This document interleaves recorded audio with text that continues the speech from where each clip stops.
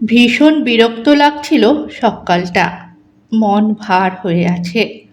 গাছে জল দিতে দিতেও অন্যদিনের মতো গুনগুন গান আসছে না, বরং চোখ দিয়ে আগুনের জ্বালার মতন কান্না আসছে। এমন তো নয় তুই শর্মী, আজ কেন এমন মন খারাপ তোর? বকবকম করে বলে উঠল রোজকার আসা পায়রাগুলো। ওদের দিকেও আজ শর্মীর মন নেই একদম। ভালোবেসে বিয়ে করেছে, তাও তো এ বাড়িতে প্রায় 2 বছর হতে চলল ঋতব্রতর সাথে। এই 2 বছরে ওপরে নিচে শ্বশুরবাড়ির এত লোকজনের সাথে থেকেও কিন্তু ঝামেলা হয়নি কোনো। অবশ্য এই বিশাল বাড়ি ফ্ল্যাট সিস্টেমে, এক একটা ফ্ল্যাট এক একটা পরিবারের, হাড়ি আলাদা, স্ট্যাটাস আলাদা, লিফটে ওঠানামাই বেশি, সিঁড়ি দিয়ে নামা ওঠা কেউ কেউ করলেও ফ্ল্যাটের দরজা বন্ধ মানে আলাদাই তুমি আমি। কাজেই ভাবও কম, গালাগালিও নেই, অশান্তিও কম। যে যার মতো থাকে।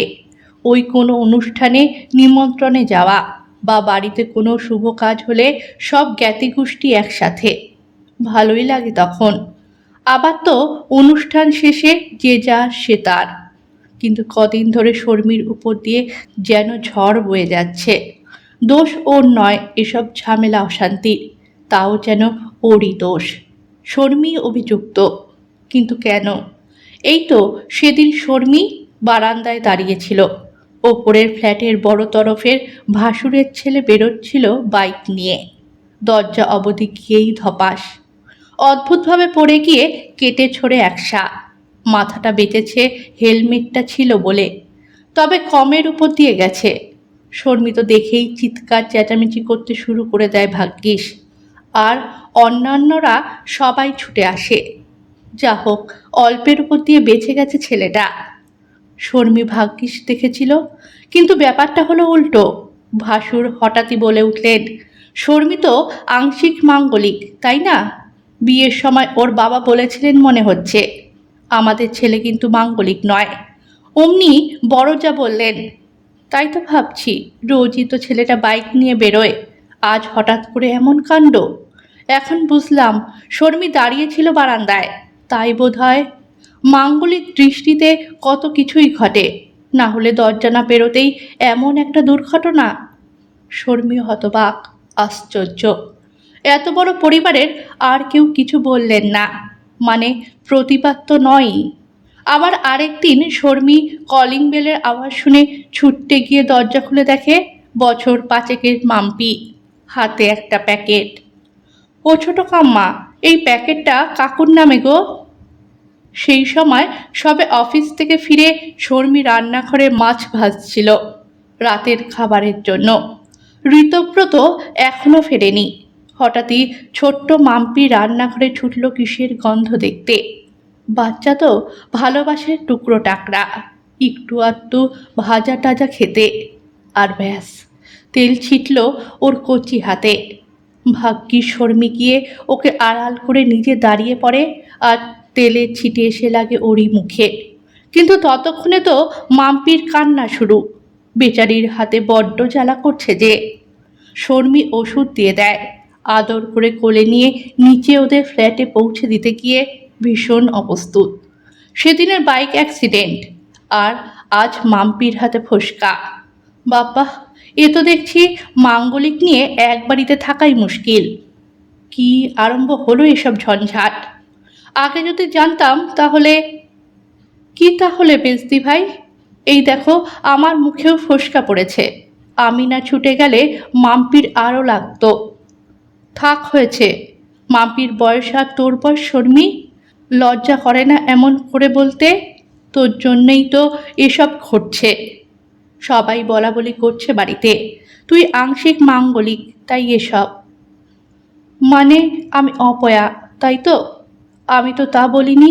বলেছি, থাক মেজদিবাই, বুঝেছি। মাম্পিকে দিয়ে গেলাম। চোখ ছাপানো জল আর মনের উপচে ওঠা কষ্ট চেপে নিয়ে ছুটে ঘরে চলে আসে শর্মী।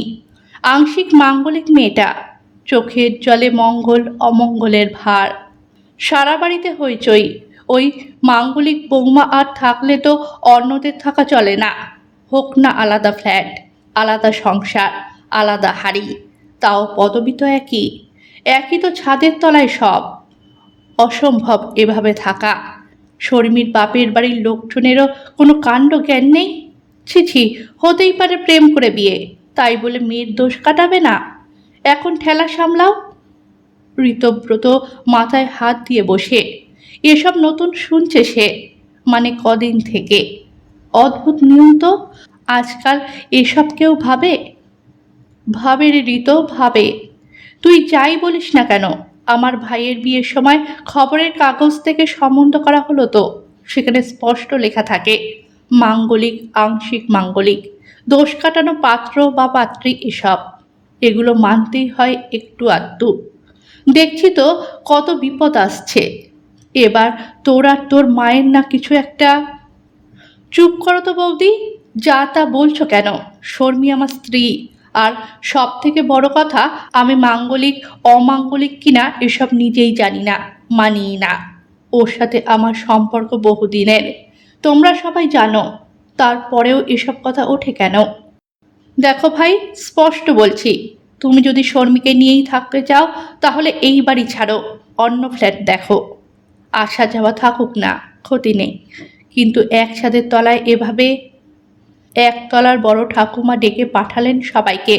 বিছানায় প্রায় শয্যাশায়ী উনি ঠিকই, কিন্তু এখনো এ বাড়িতে সবাই ওনাকে মান্য করে। পারিবারিক ব্যবসার সেকেলের কর্ণধার। এখনো ওনার সই ছাড়া কোনো কাজই অসম্ভব। বাড়িতে সবাই মন থেকে ওনার সব কথা না মানলেও অমান্যও করতে পারে না। শর্মি, আয় এদিকে বস।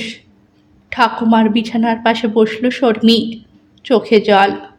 শোনো শর্মি, তুই মাঙ্গলিক বলেই বড় তরফের ছেলেটা পুরো শেষ হয়ে যায়নি। বাইক দুর্ঘটনায় এখনো হেঁটে চলে বেড়াচ্ছে। তুই মাঙ্গলিক বলেই মাম্পি দিদিভাইয়ের শুধু হাতেই একটু ফোসকা পড়েছিল, তোর মুখেই সব গরম তেলটা এসে পড়ে। তুই মাঙ্গলিক বলেই আজ আমি বিছানায় শুয়েও স্পষ্টভাবে ভাবতে পারছি, স্পষ্ট কথা বলতে পারছি। তুই মাঙ্গলিক বলেই বলছি জোর দিয়ে যে আমি নিজেও মাঙ্গলিক, এবং আংশিক নয়, পুরোটাই। কেউ দোষ কাটাতে কোনো যজ্ঞ করেনি, তাবিজ তাগা দেয়নি, কারণ তোদের দাদু এসবে বিশ্বাস করতেন না। আমাকে ব্যবসা শিখিয়েছিলেন নিজের হাতে, যাতে আমি ধরে রাখতে পারি এই এত বড় ব্যবসাপাতি। প্রায় 90 বছর পার করে উনি চলে যাওয়ার পরেও আমি অছি হয়ে রয়েছি এই পরিবারের।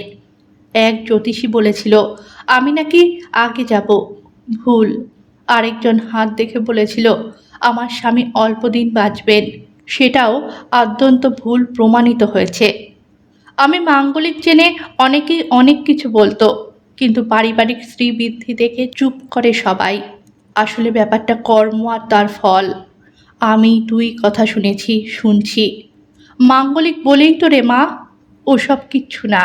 মঙ্গল অমঙ্গলের ভার আমাদের মনের উপর, জন্মছক বা হাতের রেখায় নয়। দেখো, সবাইকে বললাম, যারা এসব ভাবনা ছেড়ে ভালোভাবে থাকতে পারবে তারা থাকো, অন্যরা অন্য ফ্ল্যাট দেখো। এত বছর আমার মতো পুরো মাঙ্গলিক মানুষের উপর ভর করে দিব্যি কাটিয়ে দিলে তোমরা সবাই, অসুবিধা হলো না? এখন ওটুকু একটা ভালো উদার মনের আংশিক মাঙ্গলিক মেয়ের জন্য এত ঝামেলা তোমাদের? তাহলে এক কাজ করো, আমি শর্মি আমরা দুজনেই মাঙ্গলিক, তাই আমরাই এখানে থাকি। বরং যাদের যাদের অসুবিধা তারা সরে দাঁড়াও। বলা তো যায় না কার কখন কি হয়, আর আমাদের মাঙ্গলিক দৃষ্টি বা বোধ যদি তোমাদের বাঁচাতে না পারে তখন? তবে হ্যাঁ, বঞ্চিত করছি না কাউকে। ব্যবসার প্রাপ্যটুকু নিশ্চয়ই নিয়ে যাবে মা শেষে এসে এসে। কাজ তো করে খাবে এই ব্যবসাতেই নাকি? এই দেখো, ভাগ্যিস আমরা দুজন মাঙ্গলিক, তাই তো তোমাদের ভাগের অংশটুকু পেয়ে যাবে, ঠিক তাই না? মঙ্গল হোক তোমাদের। চলে যেতে থাকা আপত্তি করা আত্মীয়দের ফিসফাস শোনা গেল। এসব আবার ভাবার দরকার আছে নাকি? তোমরাও বলিহারি যাই, মাঙ্গলিক মাই ফুট। ফ্ল্যাট ভাড়া করে থাকার খরচ জানো? যত সব। চুপচাপ থাকো বুঝলে? সুখে থাকতে ভূতে কিলোয় তোমাদের, একদম যদি ওসব আর। আরে আমি বলেছি নাকি, তুমি তো। ব্যাস, চুপ একদম, ঘরে চলো। এ ঘরে দুই অসমবয়সী মঙ্গলকারিণীর ফিকফিক হাসিতে উজ্জ্বল রোদ্দুর তখন। গল্পটা ভালো লাগলে চ্যানেলটাকে সাবস্ক্রাইব করে পাশে থাকবেন।